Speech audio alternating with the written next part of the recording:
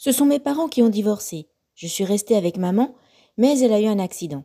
Elle est à l'hôpital. Maintenant, je suis avec mon père. Ça a dû être dur. Excuse-moi. Je ne t'en parlerai plus si tu veux.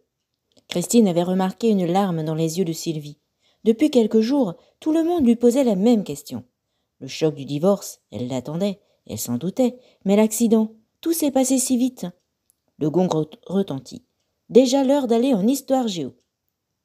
Chris s'installe à côté de Sylvie et lui dit qu'ils vont manger en études. Sylvie en est contente.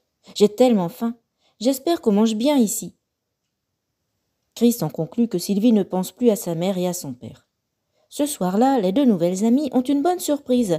Elles sont dans le même quart de ramassage. Elles s'assoient alors ensemble. « Alors, si je comprends bien, tu habites à quelques kilomètres de chez moi, commence Chris. »« C'est ça. »« C'est bien, tu ne trouves pas ?»« Aussi. Est-ce que tu as une sœur ou un frère ? Moi, j'ai une grande sœur, Céline. On s'amuse drôlement bien ensemble. Elle a 16 ans. »« Non, je suis fille unique. On a beaucoup de devoirs à faire pour demain ? » Il y a des maths et de l'anglais. Mon anglais, c'est déjà fait. Toi, tu n'as pas à le faire. Tu aimes ça ? Je n'aime pas, j'adore. Les deux filles rient, mais le car s'arrête à l'arrêt de Sylvie. Elle descend. Plus tard, de retour chez elle, Chris raconte à sa sœur. Elle a l'air un peu paumée, mais c'est normal, après ce qu'elle a enduré. Elle est vachement sympa, tu verrais. C'est le coup de cœur. En plus, vous avez bien choisi votre moment, lui répond Céline. Comment ça ? Pourquoi a-t-on choisi notre moment ? Voyons, nous sommes le 7. Vous aurez le temps de faire connaissance et vous passerez vos vacances de Noël ensemble. Ah, ce serait si bien. À table, crie maman.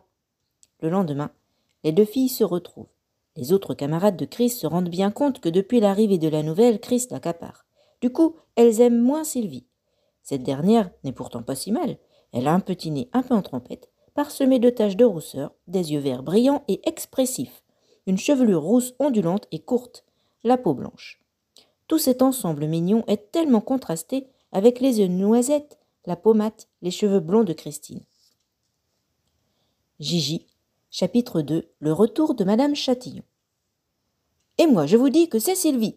s'écria Nathalie. « Moi, je n'en suis pas si sûre !» lança une voix douce. C'est Anne, la camarade de Christine, qui a parlé.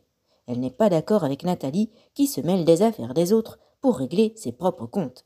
« Qu'est-ce qu'il y a ici ? Vous en faites un raffut ?» a demandé Christine.